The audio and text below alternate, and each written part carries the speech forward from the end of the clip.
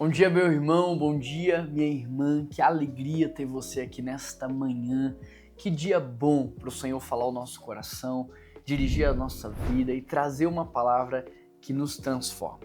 O texto de hoje está em Atos 3, verso 21, e o texto diz assim: É necessário que ele permaneça no céu até que chegue o tempo em que Deus restaurará todas as coisas, como falou há muito tempo por meio dos profetas.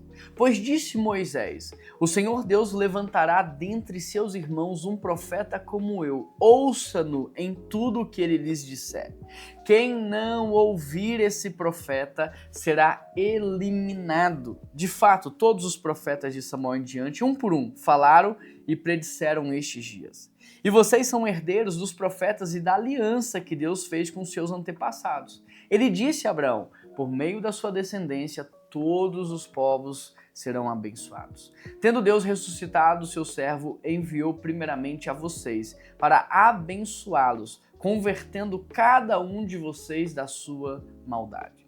Quando eu olho para esse texto, eu aprendo algo extraordinário. Na verdade, eu aprendo muitas coisas e a primeira delas é: Deus vai restaurar todas as coisas. Olha o que o apóstolo Pedro está dizendo aqui. É necessário que ele permaneça no céu e neste exato momento é isso que está acontecendo. Você que gosta de escatologia, esse texto fala um pouquinho sobre isso. É necessário que ele permaneça no céu até que chegue o tempo em que Deus restaurará todas as coisas. Eu quero falar um pouco do restauro da PIBBH para você entender o que Deus vai fazer no mundo. Nós estamos há 7 anos escrevendo um projeto de restauro desta igreja que tem 113 anos de idade. Ela é tombada tanto no município quanto no estado. É um patrimônio histórico dos belo-horizontinos e também dos mineiros. E neste exato momento nós estamos captando via Lei Rouanet, Lei de Incentivo, recursos para executar a obra de restauro da PIBBH, ou seja, uma empresa que paga imposto, ela pode destinar parte desse imposto para o restauro da PIBBH, e se você é um desses empresários ou conhece alguém, você pode fazer parte desta grande obra que Deus está fazendo nas nossas vidas. Mas no que se consiste esse restauro? Restaurar não é reformar. Nós não vamos pintar a igreja, nós vamos restaurá-la. Significa que nós vamos trazer aspectos do passado, ao mesmo tempo que projetar e preparar a igreja para o futuro. O restauro é deixar a igreja completamente nova em todos os seus aspectos estruturais, nos aspectos, de ambiente, de design, em tudo. Isso é um restauro. Restauro é algo completo. Então, neste exato momento, Jesus está reinando, mas a restauração completa se dará quando ele voltar pela segunda vez. E aí não vai ter remendo espiritual, não, Jesus não está vindo só para salvar almas, não, ele vai consertar a criação inteira. Aquilo que Deus sonhou para a humanidade, aquilo que Deus sonhou para a criação, quando Jesus Cristo voltar, isso vai acontecer. A segunda coisa que eu aprendo aqui é que Jesus é o profeta definitivo. Porque Pedro vai citar Moisés no Antigo Testamento quando Moisés disse que nós não poderíamos ignorar a voz do profeta.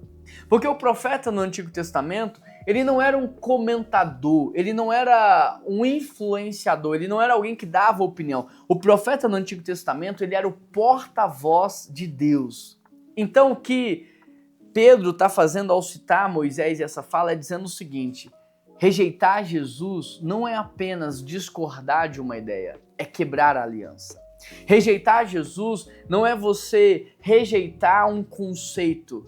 Rejeitar Jesus é você romper com a aliança. Ignorar Jesus não é neutralidade, é decisão de rompimento, porque Jesus Cristo é o profeta definitivo. Muitas pessoas hoje, elas pensam que são neutras, mas na neutralidade elas estão tomando a decisão de rejeitá-lo. Muitas pessoas pensam que ficar em cima do muro e não se posicionar não faz mal nenhum, mas na verdade, estar em cima do muro é já estar do lado do reino das trevas. Você precisa entender isso, não dá para querer o Pai se você rejeita Cristo. A terceira coisa que eu aprendo é que toda história apontava para os dias de hoje. Verso 24, de fato todos os profetas de Samuel em diante, um por um, falaram dos dias atuais. Samuel em diante, linha profética contínua, ou seja, nada foi improviso. Quando você pega o nascimento de Jesus, você vai ver que Mateus vai falar de 14 gerações, 14 gerações e 14 gerações. Foi o tempo correto, foi o tempo exato, ou seja, nada atrasou, nada atrapalhou. Deus não está trabalhando assim, ó, vamos ver no que isso vai dar. Não, Ele sabe o que Ele está fazendo. E todas as coisas estão acontecendo exatamente como Ele determinou. A quarta coisa é que nós somos herdeiros e não espectadores. Verso 25, por meio da sua descendência todos os povos serão abençoados. Abraão não recebeu uma promessa privada só para ele, mas uma promessa de abrangência global. Por causa de Jesus Cristo, nós brasileiros passamos a fazer parte dessa descendência. Logo, quem está em Cristo entra nessa herança. E por causa disso, por causa de Cristo, nós somos abençoados. A quinta coisa é que a bênção ela começa com o arrependimento. Olha que interessante, verso 26, para abençoá-los, como? Convertendo cada um da maldade que habita no coração. Aqui vem uma grande surpresa, porque bênção não é conforto, bênção é conversão. Deus não passa o pano naqueles que Ele ama.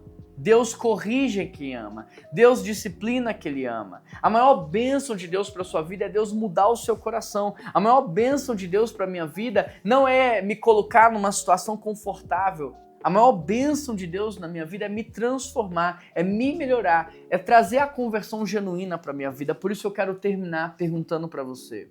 Você hoje tem rejeitado Jesus Cristo como o Senhor e Salvador da sua vida?